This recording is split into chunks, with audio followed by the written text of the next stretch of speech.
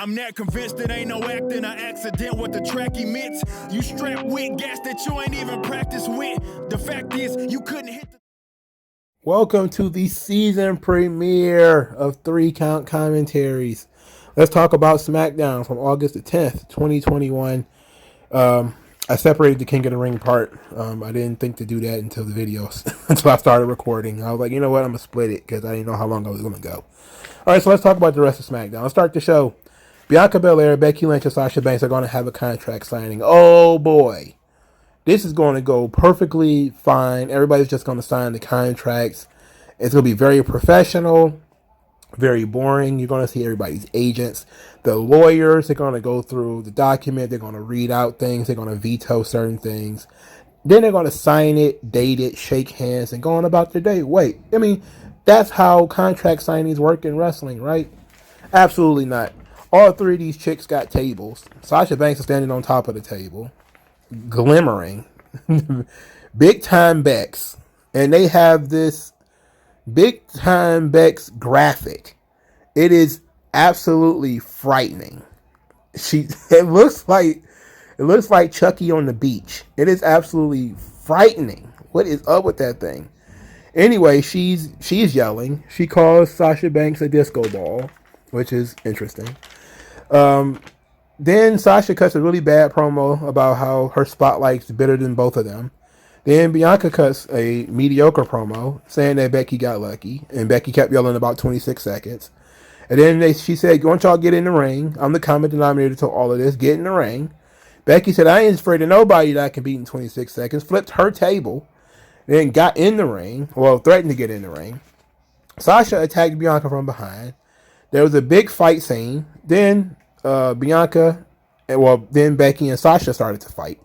Then Bianca picked up both Becky and Sasha at the same time and was going to KOD both of them through the table. Sasha Banks escaped. Then Bianca twisted Becky Lynch to kick Sasha Banks in the face. And then she KO'd Becky Lynch on top of Sasha Banks through the table. It was a really, really good spot. It was a great spot. I'm over contract signings. We don't need any more of them. If you announce the match, I assume the match is going to happen. I don't need to see a contract signing. I really don't. So I don't. But as a fight scene, this is really good. They're trying to maintain Bianca Belair's momentum without her actually beating anybody. So she's winning now these the fight scenes. She's visually leaving them laying all the time now. Okay, whatever. I guess if Becky has to have the belt, then we're in an interesting situation here. Clearly, well, I guess we should continue because Becky signed the contract later. After she gave us a rant about her being an institution on SmackDown and giving the people what they want, and her accent is really bad. And I think that in this character, as frantic as it is, it makes it even worse that her character is accented. In any event, she signed the contract, so we will be having a triple threat match. And I think the easiest way to get out of this whole Becky Lynch being the SmackDown Women's Champion on Raw is just to have Sasha Banks win the title, which is what I see happening. Bianca Belair can't win it. She's on Raw too. So this is pointless. And this is why you should book better and plan better. But WWE doesn't mind that people know what's going to happen. They don't really care, you know. You would think that they would, but they don't. And they're pretty obvious. And they're not giving a shitness. All right. Skip over the King of the Ring stuff. Hit Row. Hit Row had a vignette where they introduced everybody. That lifts my spirits. That means that they're actually serious about them. Of course, Toni Storm also got vignettes, and we see what happened to her. All right, so then Seth Rollins. Seth Rollins was in the back. This is where it began, the first of 3 Seth Rollins promos tonight. Well, segments. The first two are promos. One was basically just a segment. So Seth, in defense of Seth Rollins, claims that he's been mocked and ridiculed by Edge over the last several weeks, even before SummerSlam. That he beat Edge in a sanctioned match with a legal move, put Edge out of wrestling. Said he just wanted to find out who the better man is, and he went to Edge's house to get an answer to his challenge. That's all he did. He didn't do anything else. And he reminded himself that Caleb Braxton had no power, so he has to go and find people who do have power so that he can get what he wants, which is an answer to his challenge. So he goes and finds Sonya Deville and Adam Pearce. Sonya Deville and Adam Pearce tell him, well, Edge would have been here if you hadn't went to his house. He might have been here. And then Edge said, Seth Rollins said, rather, I'm going to go to that ring, and I'm going to wait for Edge to show up. And if he doesn't show up, I'm going to take that as an admission that he is inferior to me and that I am not Edge light. So he says, if you see Edge tonight, give him this for me. And he has a picture of Edge and Beth Phoenix kissing that he stole from their house. Somebody need to call Arn Anderson to handle this Seth Rollins problem. He's home invading. He's stealing. We need to handle this Seth Rollins issue because he's going too far. He's going way over the edge. So the Edge Seth Rollins big finish at the end.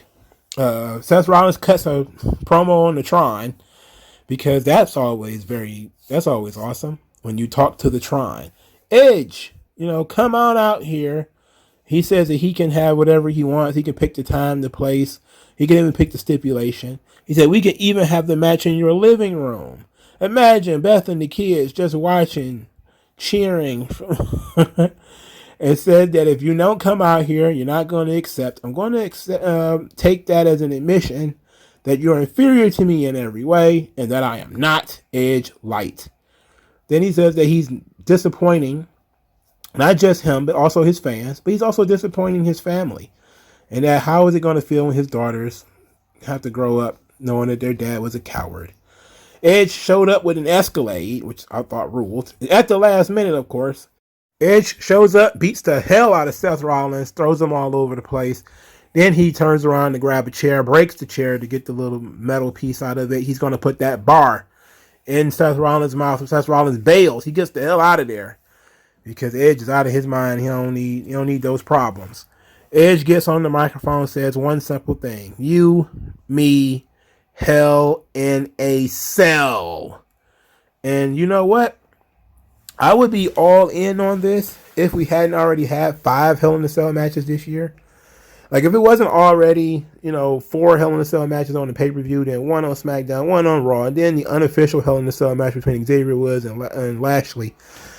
My God, bro, we've seen that cell so many times that I'm not really all that excited for any type of Hell in a Cell action. I'm really not. I would have preferred it to be an I Quit match or a submission match. Something like that where they could continue, where they could finish the theme of the story, which is Seth Rollins being so sensitive and having such an inferiority complex that he took Edge saying that you're Edge light. He took that personally. He took Edge's mind games. He took that stuff personally.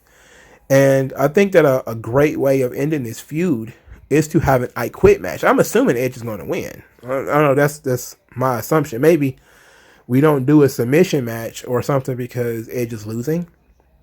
But I don't see a guy invades your house and menaces your kids. I don't see how he should win. I don't see. I know, like AEW, it wouldn't matter. You could say your dad's dead, your mom should have swallowed you, and then you lose by submission. WWE kind of. That's the kind of heartless booking WWE doesn't actually do. They do heartless stuff like beating people on their birthday and pinning them in their hometown and stuff.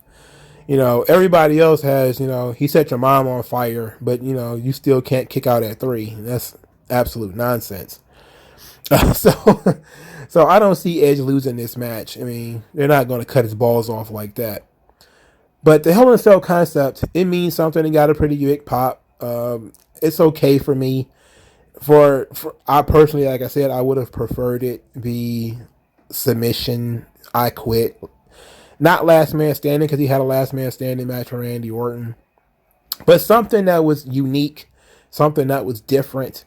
And that's really what I would have preferred personally. But I like the idea. The segments are okay. Rollins has crossed the line. He's gone way too far. Everybody knows that. Everybody knows Seth Rollins has gone too far. So I'm really enjoying this feud. And if it's a feud that naturally could use a Hell in a Cell, it's Edge and Seth Rollins, because part of the feud is Seth Rollins running away all the time. So putting some type of structure around them seems to make sense to me. All right, so the next thing we need to talk about is Roman Reigns and Paul Heyman. So Roman Reigns, wanted San Jose to acknowledge Paul Heyman for doing a good job and make sure the Usos were still on SmackDown. From there, he tells Paul that he loves him and that the Usos love him, that he's a part of the family. He's the wise man. He's a consigliere. But he needs him to come clean. He needs him to tell the truth. He needs to admit that he is responsible for Brock Lesnar being a free agent. Paul Heyman starts to basically blubber, and it is absolutely hilarious. You're my tribal chief. I love you too, tribal chief. You're my tribal chief. I love you.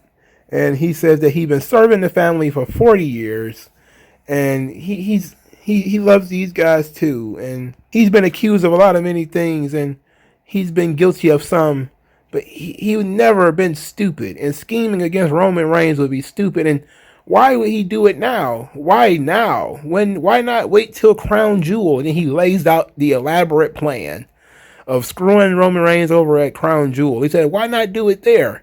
And Roman's looking like, well, that's oddly specific. That's oddly specific of you. Why not wait? So Roman says, all right, look, you don't have to tell me. You need to tell Paul. You need to tell Brock, rather. You need to look at that camera and tell Brock. And he says, I'm going to protect you because I can. And I felt that comment. That comment has some weight to it. Roman is very petty. And it makes sense for his character. His character is basically Michael Corleone. And Paul as the wise man, the know-it-all, the advisor, but he's such a weasel though. He's not like a Merlin. That's kind of where most people think of the wise man. You think of like Master Roshi.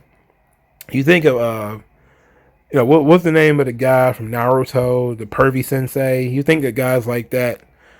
They have weird quirks. Like, that's the great thing about anime and manga, is they'll create the wise man archetype. Who is the advisor, the counselor, the guider, the Yoda. Even though I've never seen Star Wars, I know that's Yoda's place, because the way Yoda talks it seems to be as he's passing on knowledge. You can have those characters, and sometimes you have to make them odd. They have to be odd, but they should be older than the main character. They should be more experienced than the main character.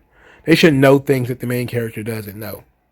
And since that's the role that they put Paul Heyman in, it all makes sense. If you look at it, he's older than Roman. He's more experienced than Roman. He's been through more than Roman.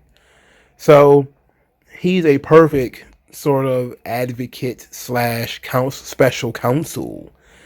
And it's a good role for him to be in. And since that role has to have quirks, there has to be some reason why they've been, they aren't so well known or so well popular or whatever.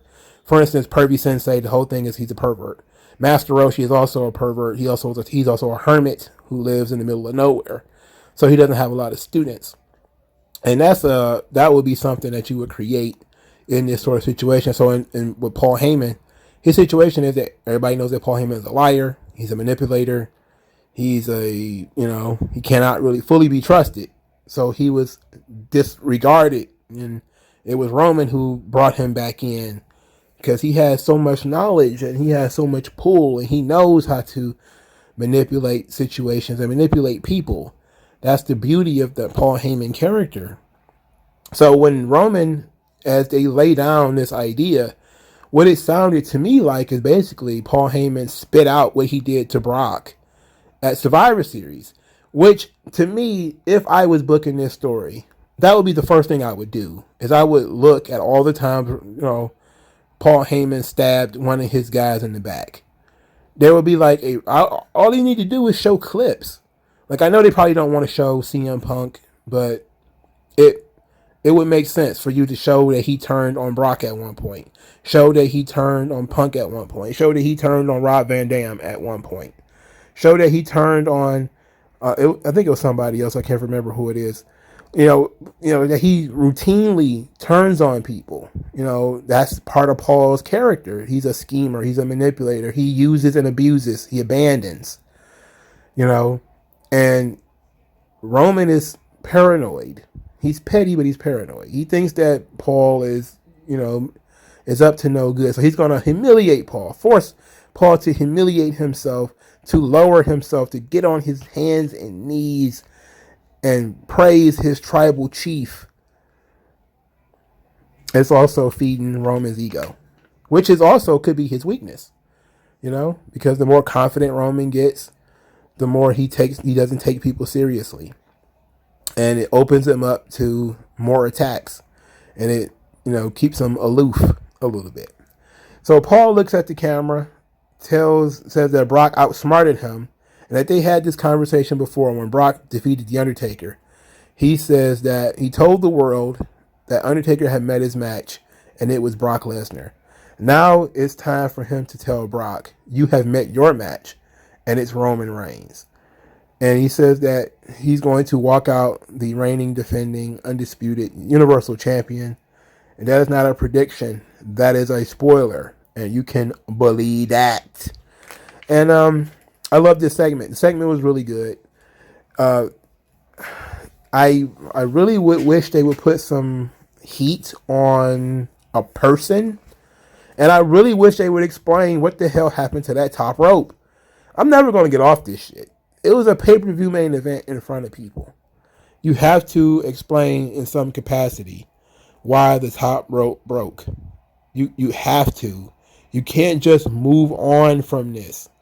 And it just seems like something like the anonymous Raw general manager. Like they'll bring it up 8 months later or something.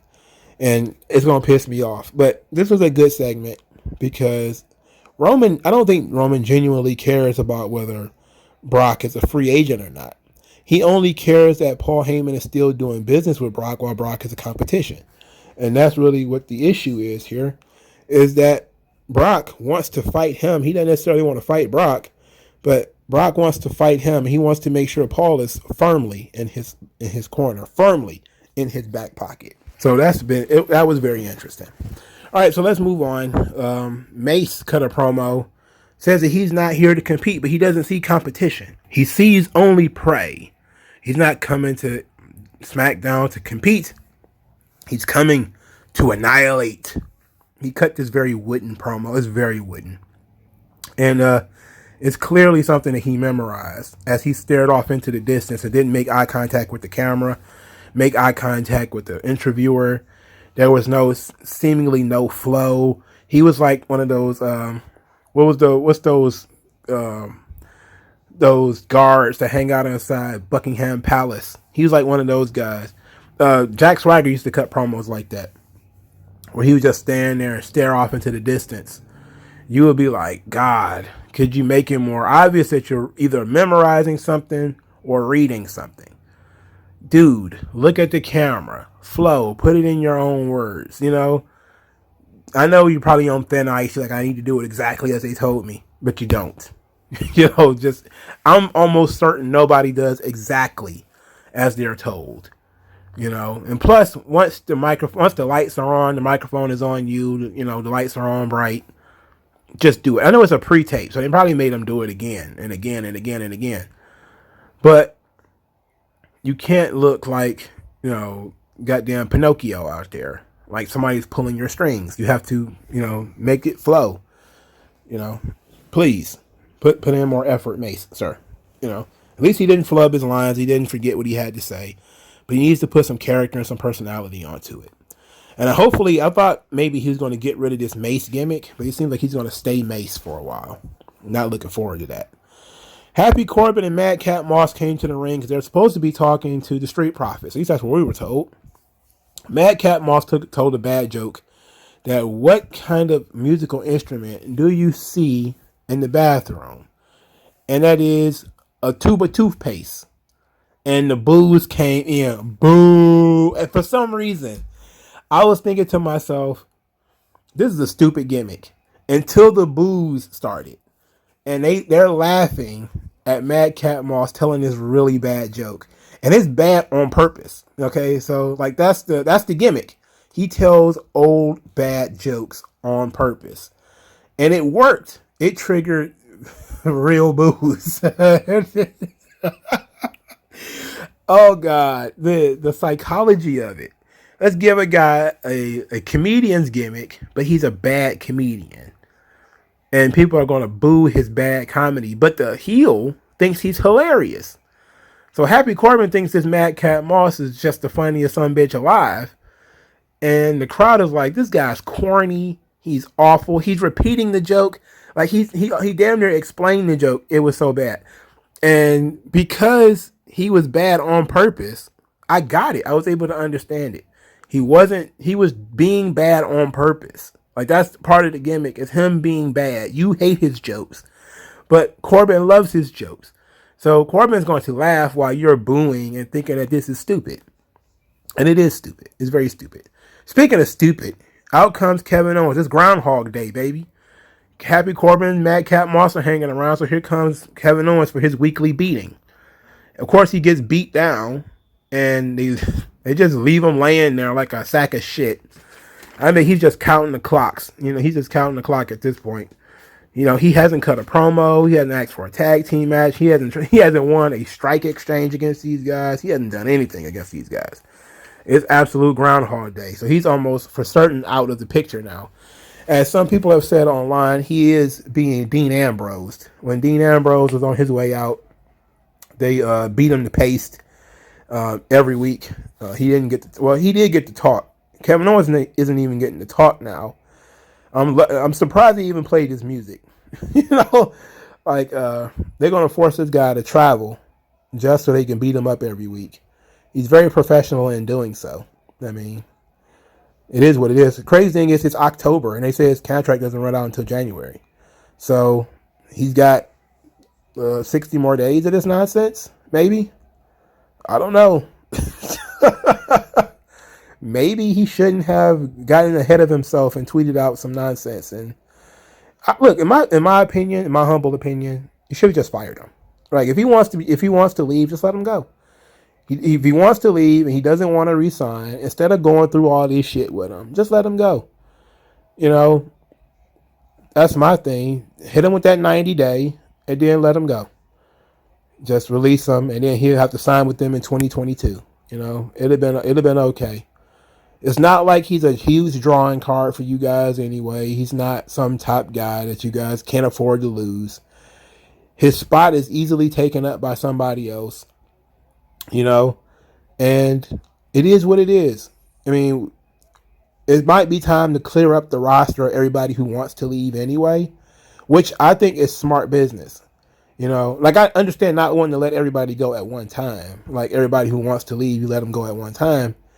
But I personally would have just told him, like, look, if you don't want to be here, we can't use you. Just go sit out your contract at home. That's another option.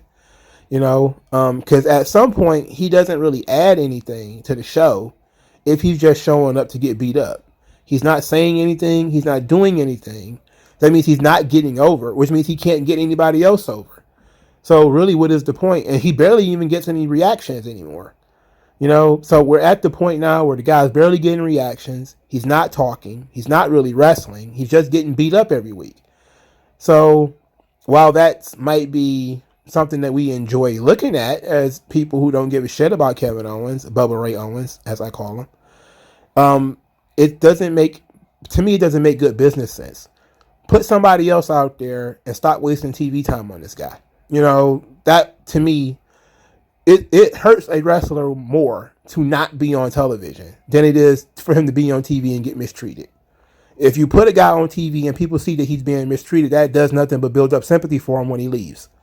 So instead, just send him home. He's a family man. Send him home. Say, like, we're just going to ride your contract. You don't want to be here? Fine.